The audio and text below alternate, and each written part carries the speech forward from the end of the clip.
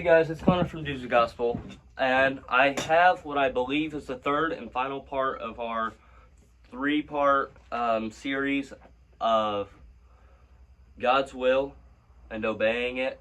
And if you haven't checked out the other two videos, I'd encourage you to go look at those and see if they can help you in your walk with God. So for the first part, I'm just going to do a quick recap. For the first part, I had following God's will.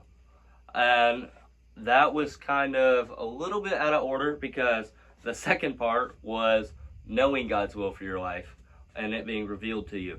So I just want to go over on the third part an encouragement and a warning to, if it is God's will and you truly believe it is and it's in check with Scripture, you should follow that and you should do whatever you feel like you need to do to follow His will.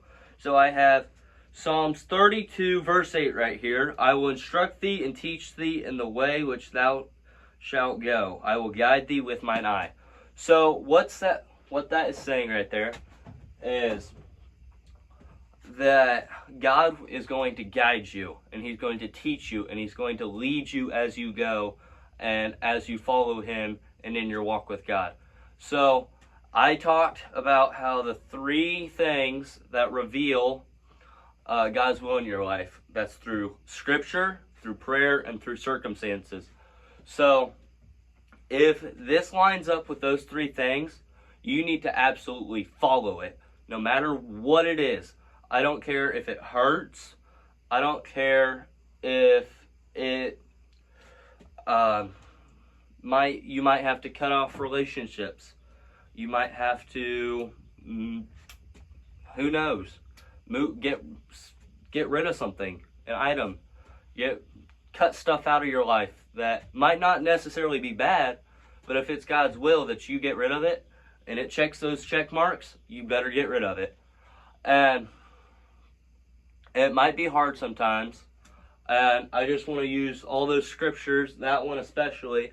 He's going to lead you and He's going to guide you, and it may hurt in the moment, but in the end, it's going to be worth it. Our preacher talked today about that one thing that you treasure. And that kind of goes along with this just a little bit. I'm kind of getting off track too. That one thing that you treasure might be the one thing that hinders you from His will. And you need to give that one thing to Him. And more often than not, it doesn't happen every time, but He's going to give that back to you in maybe the full way, the partial way, or He says, hey, this is something I don't want you to have at all. And that's just part of it. And I also want to have a quick of a warning, because there are times where you might feel that it's God's will, but you have to be extremely careful, because in the Bible it also says that Satan can appear as an angel of light. And I don't have that verse pulled up with me right now, but I encourage you to go look and see and read about that. It's talking Satan's going to try and use things that you might not be bad things, but he's going to try and twist them sometimes. He's going to try and adjust it and make it seem like it's God's will when it's really not at all. And the biggest way to know and be sure that it's God's will is in His Scripture. And then the second, and they kind of tie, the Scripture and prayer. Those two things you need to have intertwined the entire time.